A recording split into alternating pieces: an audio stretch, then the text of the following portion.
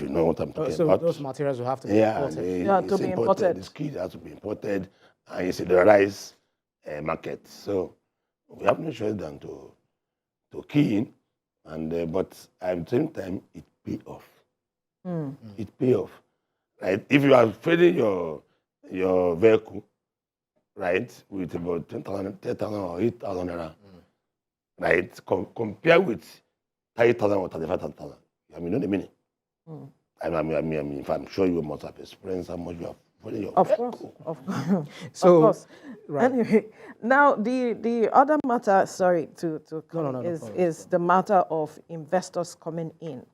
There's been talks about incentivizing investors to invest in the CNG processing, distribution, and utilization and partnership. Now, when we are talking about incentivizing investors, what do you expect from perhaps government? What should be the framework for incentivizing them? And well, there can be, well, if a government, they have all it takes to attract investors. You can give them tax a day.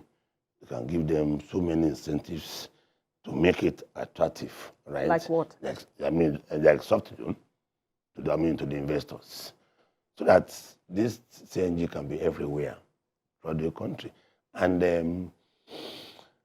the facilities are on ground. Like IPMAN, the members stations are open, right? Like if you refill your cylinder, cooking gas.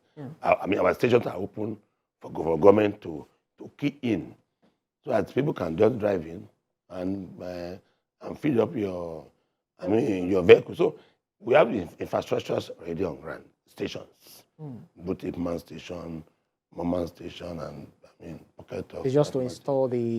They can install it, or the skid there. So we have the facilities on ground already, and you know that IPMAN, we have our stations everywhere in Nigeria, both hamlets, villages, and cities and nothing. So government just have to give a support, right, by giving so many incentives to the investors, and we are good to go. No, that was why I wanted you to perhaps itemize some of these incentives that you feel is necessary and will help these investors better. Money, Basically. loan. You can't do anything. What about the enabling environment? Enabling environment. Businesses to thrive. No, we already got the infrastructure on ground. The stations are there.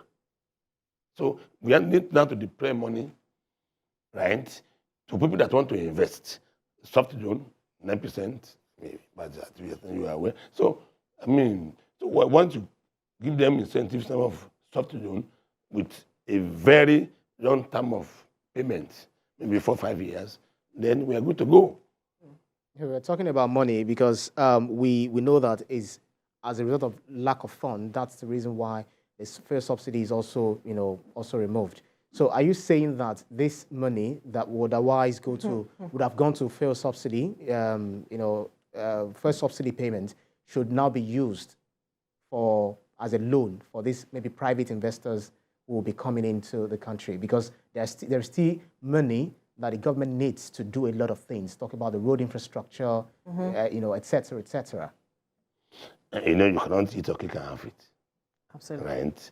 If we are saving trillions now every month on subsidy, in which we have to thank the government for taking that boot step, right? That on the subsidy removal, but at the same time they are now creating an option for Nigerians in terms of this CNG.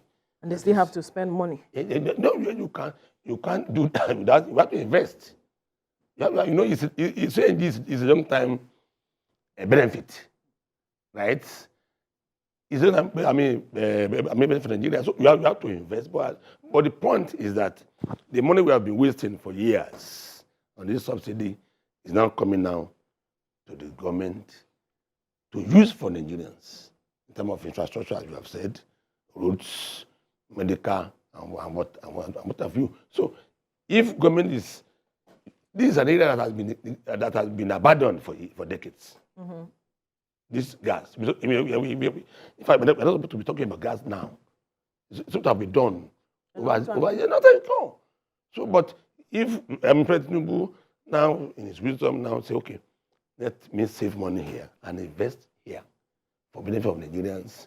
We have this gas. We are flying it every day. Yes.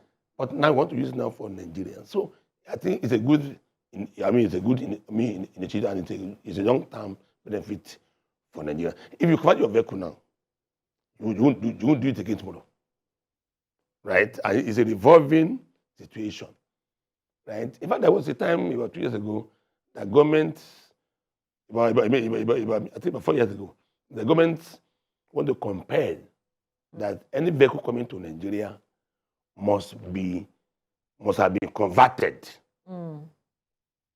for CNG before you can clear it in the port.